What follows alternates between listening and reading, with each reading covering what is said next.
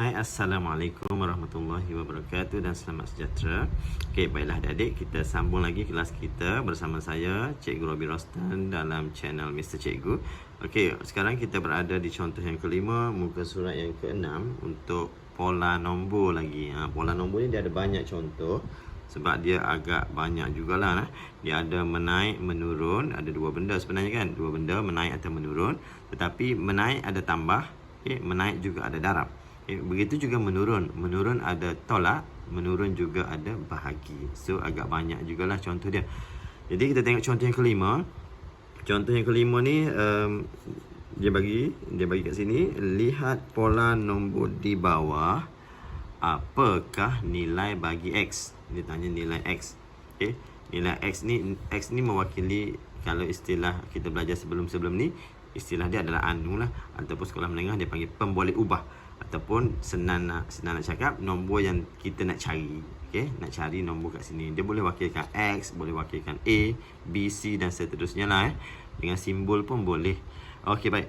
Jadi untuk tentukan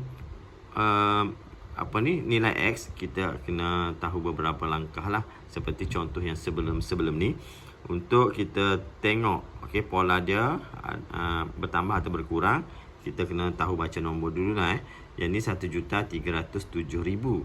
Kalau kat sini 1,355,000 kan.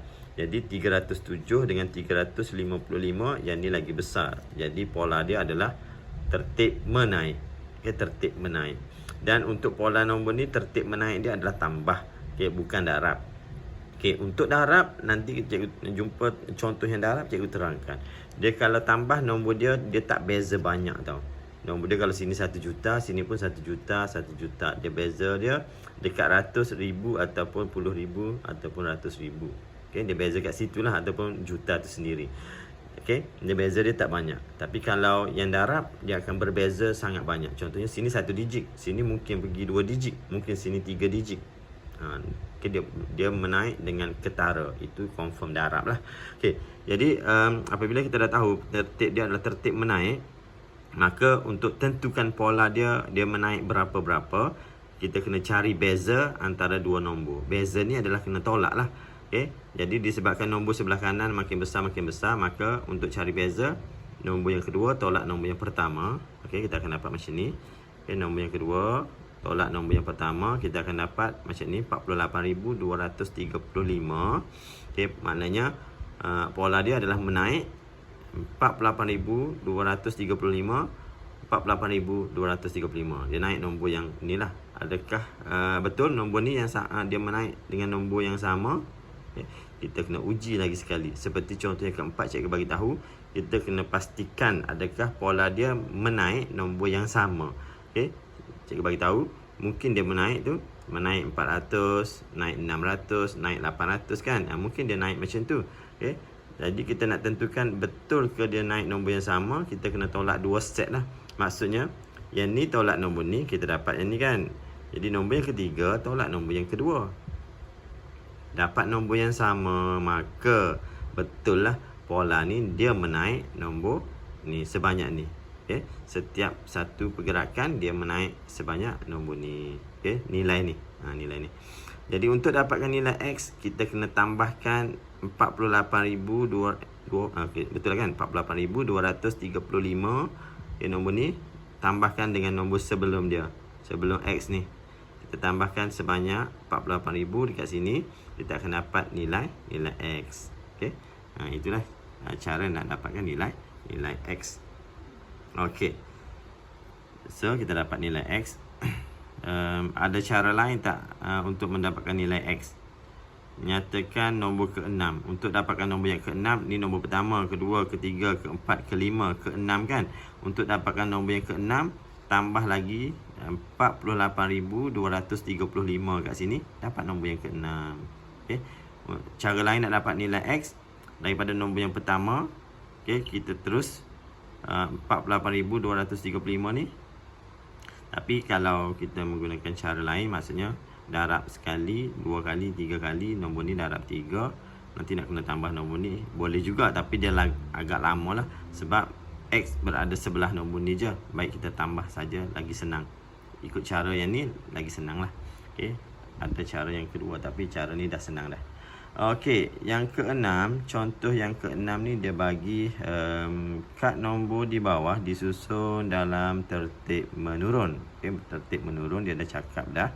Maknanya dia beza dekat mana? Beza dekat sini. 5 juta sama 5 juta. Ni 86,000, yang ni 79,000. Maknanya dia beza dekat 10,000 lah kan. Okey, ni nombor yang ketiga. Dia tanya nilai P berapa? Apakah nilai P? Okey, sekarang apabila tertib menurun, nombor yang depan besar daripada nombor yang belakang. Jadi kalau tertib menaik, kita tolakkan nombor yang kedua, tolak nombor yang pertama kan. Sebab nombor yang kedua lagi besar.